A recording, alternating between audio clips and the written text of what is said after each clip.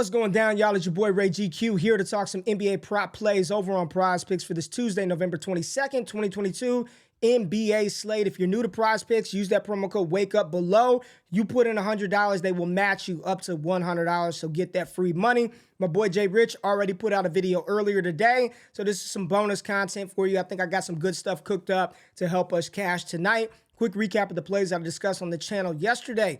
Brook Lopez, over 2.5 blocks and steals, cashed out. He had 6. That was sweat-free. Unlike Jason Tatum, more than 27.5 points. He hooked it in there, had 28 points, so that cashed. And unfortunately, Lou Dort, under 1.5 blocks and steals. He blocked an R.J. Barrett layup with about 90 seconds left in the game, so that ruined a pretty good night. 2-1, not bad, but I got to the model, got in the lab. I think I got some good stuff cooked up for us today, so let's get into it right now. For all the high-flying action, take a step back and relax. It's time to count that money, the NBA props. No look any further. You know what time it is. Presented by PrizePicks, NBA props. Let's count that money, man. All right, the number one play for me is not currently on the board yet because that's how PrizePicks, they try to make you wait it out. But Anthony Davis, you see here in the model, we got the full fantasy score for the entire game pulled up. It's the 10th best matchup for opposing centers. Anthony Davis is averaging about 58.2 fantasy score over his last 5 and a whopping 1.7 fantasy score per minute, which is absolutely insane. 33 minutes a game. You know, for me, if I'm taking an over on fantasy score, you need to be about 30 plus minutes per game. And we've got a 74% probability to hit the over in the full game, but that's not what I'm recommending. It's the first half fantasy score for Anthony Davis is what I would recommend you to play. I will be playing it, and it will be a core play. I know what PrizePicks is doing, and I will wait their asses out. AD, normally they set the first half fantasy score for AD around 20 and a half, 21 and a half. I've seen it as high as 22 and a half, nothing higher than that. Even at 23 and a half, AD has hit this in every game this season in the first half outside of 2 games at 23 and a half. And at 22 and a half, he's hit it in every game but one. I know what they're trying to do, and I will wait them out. Anthony Davis, that thing opens up 22 and a half, 23 and a half first half fantasy score. Lock it in. It looks good full game, right? But he had a massive game last week or in his last game on the 18th. Who was that he played on the 18th? On the 18th, I think he had like 70 fantasy score. He was just going nuts in those back-to-back games, which is skewing the data a little bit. But AD, over his first half fantasy score, if it opens up 21 and a half, 22 and a half, or 23 and a half, hammer the over. I'm taking that, no doubt about it. Now, the second play that I want to talk about, not in the model, but it's a play that's been very profitable for us, is Bojan Bogdanovic's first half points, more than 9.5 first half points for Bojan. Jay Rich talked about on his video, he likes the points and assists, the points by themselves, and you can see throughout this season, he has gone over this number in 13 of 18 games. This season, he's only missed it a couple of times. 9.5, no Cade Cunningham. He's going to get his shots up. He and Jaden Ivey are 2 players from Detroit, the only 2 players from Detroit that I'm looking at. Jaden Ivey is in the model, and I'll talk about his fantasy score here in a second. Great matchup for him. But Bojan Bogdanovic over his first half points of 9.5, locking that in as a core play tonight. Now, I want to talk about an under. You know me, I love taking those unders, so let's go back to the model. Talk about Kentavious Caldwell-Pope. This is actually like the number one play in the model with a standard deviation of 3. His full game fantasy score prop line is 25.5. This is a very difficult matchup, 23rd in opponent ranked against the shooting guard. He's averaging 19 fantasy score over his last 5 and only 0.59 fantasy score per minute. He does get the minutes, right? 32 and a half minutes per game. We have him projected at 19.1, but that standard deviation is really good because you add 3 to that, 3.2 to that, it still doesn't get you to 25. Normally, he's in the range of around 16 to 22 fantasy score.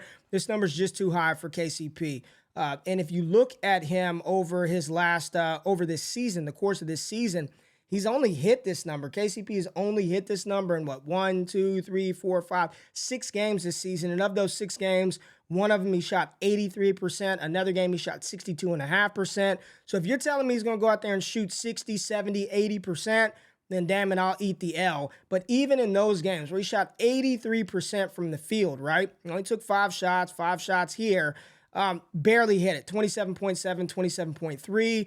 He is pretty active on the defensive side, so you got to watch out for this. This is why I love AD, because he's so good defensively, right? AD is going to get you 2 steals, 3 blocks, something like that. And that's where for each statistical block or steal, that's 3 points on the fantasy score. So that's where KCP makes his hay, but I'm taking the under. I'm trusting the model, trusting the data. And if we go over here and look at KCP in the full game, we're not messing with his first half. Let's go to Kentavious Caldwell-Pope and his full game fantasy score of 25. And we see, again, 19 over his last 5, 17, 23, 16, 21, 16. He's going to be a core play for me, and we'll take the under on that one. Now let's go back to the model. Quickly talk about Jaden Ivey. I don't mind it. I don't mind the fantasy score for Ivey. It's a plus matchup. He's averaging close to 1.1 fantasy score per minute, right there at 0.91. But I wouldn't take the full game. I would take his first half fantasy score over 15.5. He's hit that 9 of 17 games with 1 push. He's active on the defensive side a little bit, but he's going to score. He and Bogdanovic versus Denver. No Jokic in that game. I think Bones Highland is probable. So if you wanted a flex play, Jaden Ivey, first half, not full game. We don't have first half in here. And then De'Aaron Fox is the last one I want to talk about. His fantasy score. So it's 41.5, and you see this season, he's gone over that quite often, right? He's only missed that 1, 2, 3, 4, 5 games this season. Active in the steals department. You know he's going to put up points, and the Kings are playing very, very good basketball right now. I believe they're 5th in the Western Conference. His first half fantasy score is quite intriguing as well at 20.5. He's hit that number in the first half 9 times, 7 times in the first half, 9 times in the full game. And what's interesting is when he faced off against Memphis last month, he had 22.8 first half fantasy score, right? Shooting 63% in the first half, which is kind of crazy. But in that same game, he didn't hit that 41.5 in the full game versus Memphis, right? He had 40.2. If I were going to flex it, I would take Fox's first half fantasy score. This is one not super confident in it. The model says it looks good. It's a plus matchup for him. He's averaging 47.9 over his last 5, 1.4 fantasy score per minute, 77 probability over, standard deviation right around 8. This is one where if I flexed it, it would be for the first half for De'Aaron Fox. So let me go ahead and prioritize this for you all. And let's go let's go full game. And I'm just going to do this, right? This is not, do not take the full game, even though I think you'll be okay. But Anthony Davis more than his first half fantasy score. First half, which it is not up yet. Or you could take the first half points with AD. Honestly, either of them look good, and I don't believe they have the points up for Anthony Davis. Those points anywhere from 10.5 to 11.5, maybe 12.5. I've not seen his first half points higher than 12.5. Anywhere from 10.5 to 11.5. Take the over. First half fantasy score anywhere from 20.5 up to 23.5 first half fantasy score. Take the over for AD. I prefer that over the full game for Anthony Davis, my number 1 play on the board.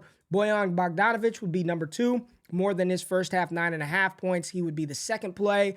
And then we'll go back to the full game, back to fantasy score, and go to Kentavious Caldwell-Pope, KCP under 25.5 fantasy score for the full game. And then I would take Jaden Ivey, his first half fantasy score over 15.5, and then De'Aaron Fox would be the final flex, but those are not core plays. I'm really iffy on the Fox one. That's more of a process play than a feel. I do like Jaden Ivey's first half fantasy score, so that would probably be 4th in the priority list, but these are the core plays. AD more than his first half fantasy score or his points if it opens up between 10.5 to 12.5. Bojan Bogdanovic more than 9.5 first half points, and KCP under 25.5 fantasy score. And just so you can see the visual, just not good in the first half, in the full game for KCP, 25.5 fantasy score. So there's the model, there's the thought process, those are the plays. As always, take what you like, leave what you don't. Just hit the thumbs up button on your way out. Let me know what you're doing, man. Comment below. Let me know what you found. If you tell, give PrizePicks hell, and if we failed on bail, we'll be back tomorrow with more NBA picks. Good luck. Good night. I'm out. Peace.